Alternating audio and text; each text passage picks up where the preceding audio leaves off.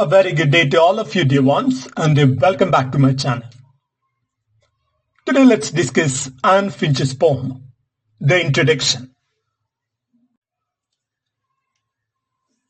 The Introduction, written around 1689 or 1690, published in 1713. Anne Finch, 1661, 1720.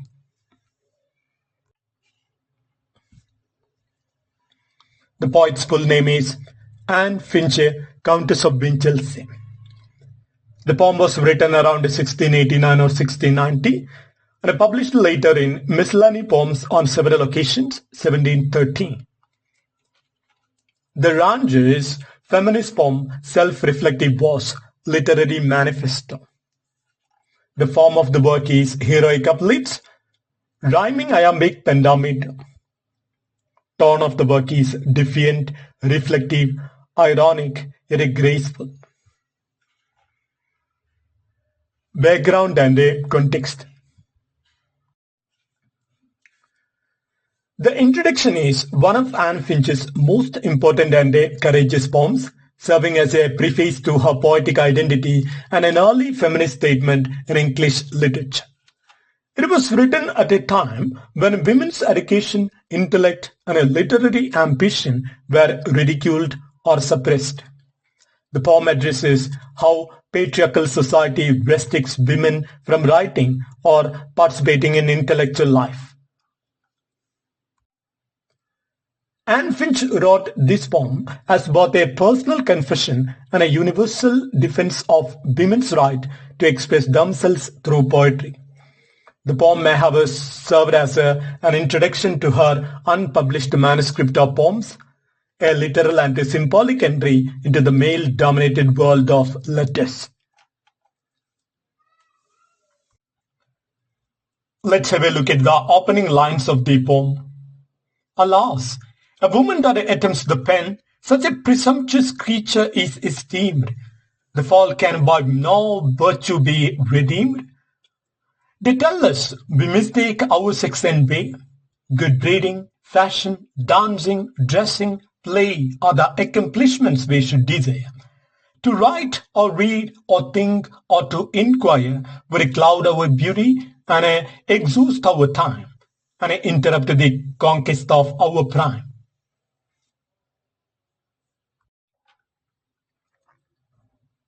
Summary and interpretation of the work. Lines 1 to 9, there is the social condemnation of women writers. Anne Finch opens with a satirical irony, describing how society views a woman who dares to write as presumptuous. Men believe women's virtue lies only in beauty, fashion, and entertainment, not intellect or creativity. The act of writing is portrayed as unfeminine and is socially disruptive. It clouds beauty and interrupts conquest. Finch uses irony to expose the hypocrisy and the superficial expectations imposed on women. She subtly mocks the idea that intellectual activity could spoil a woman's charm, showing how tribal society standards are. Lines 10 to 17. There is the internalization of oppression. For sure, the world will never reform till women taught by men shall cease to scorn their own improvement, till enslaved minds despise those arts that are their chains, and find that knowledge in a woman's hand is power. Finch here laments how women themselves have internalized male prejudices. They scorn their own improvement, believing learning is shameful or useless. The enslaved mind's image captures the psychological capacity of women. They are trained to desire ignorance. Finch insists that knowledge is power, and if women realize this, they could transform their condition. This anticipates later feminist arguments like Mary Wollstonecraft's work, A Vindication of the Rights of Women, 1792.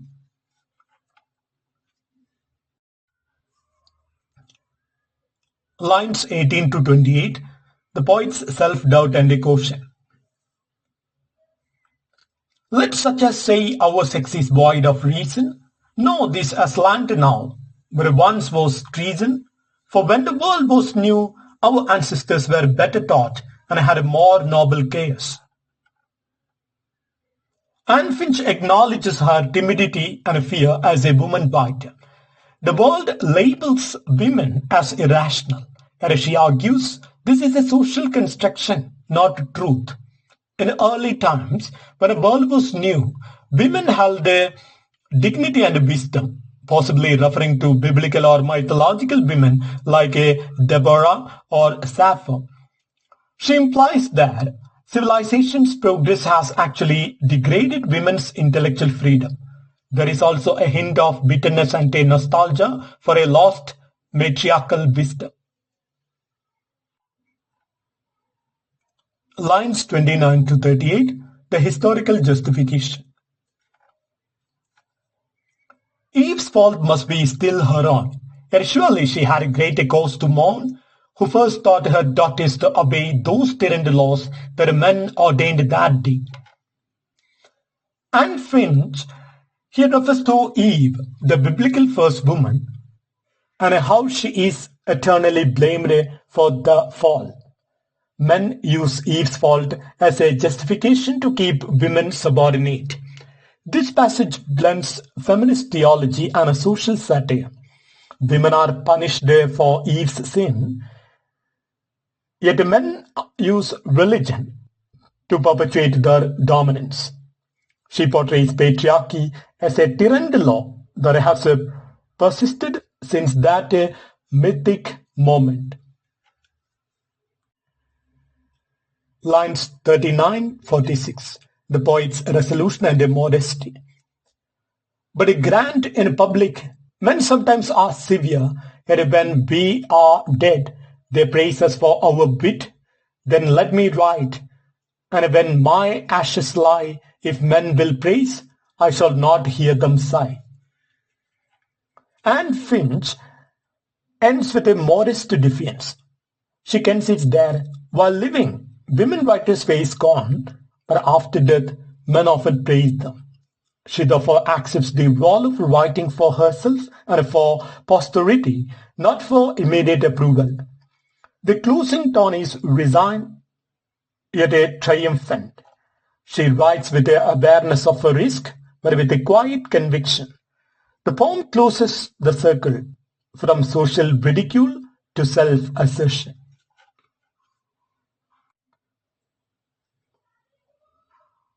Now let's talk about the major themes used in the poem. Gender and authorship. The central theme, society's restriction on women's intellectual and creative life. Anne Finch protests against the silencing of women's voices in literature. She insists that a woman's desire to write is not vanity, but a natural human expression. Social hypocrisy. Men praise women's beauty and obedience, but mock their intelligence. Finch exposes the double standard of a culture that glorifies women's charm while denying them dignity. Feminist self-awareness. The poem anticipates later feminist manifestos, that is, advocating education, self-respect, and equality. Finch becomes a proto-feminist, blending personal emotion with a philosophical argument. Next theme, isolation and self-censorship. Anne Finch recognizes the fear of exposure that haunts women writers. Writing becomes both an act of liberation and a form of solitude. Historical and biblical allusion. Finch reinterprets Eve's story as a symbol of women's unjust blame and suppression.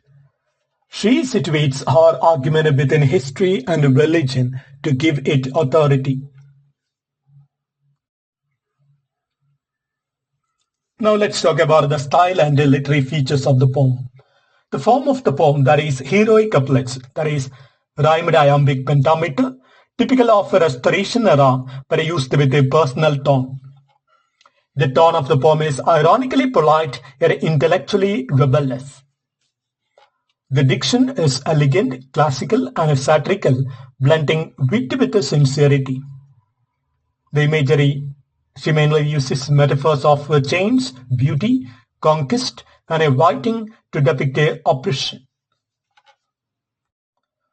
The voice used in the poem is the speaker moved from fear to self-realization, a microcosm of female awakening. The irony, that is, the poem outwardly conforms to polite decorum while inwardly challenging social norms.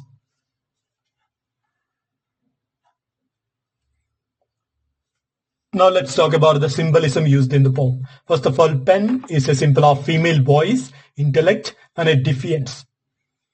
Chains symbolize social expectations restraining women. Beauty and fashion set rival pursuits imposed to restrict women from intellect. Eve is the archetype of unjustly blamed womanhood. Conquest of our prime is a symbol of sexual and social value replacing intellectual worth. Now let's have a look at the tone progression we can see in the poem. Irony and a ridicule of social prejudice, then a melancholy recognition of women's self-oppression, historical reflection on lost female wisdom, then a quiet determination to write despite odds.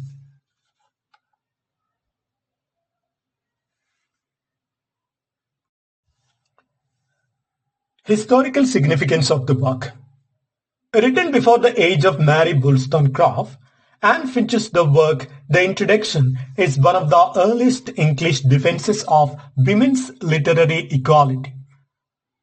It bridges the Restoration rationalism and the emerging romantic idea of personal authenticity. It anticipates feminist ideas about education, autonomy, and a gendered language. Critical appreciation. Modern critics hail it as a manifesto of early English feminism. Finch's restraint and irony made her message powerful without overt rebellion.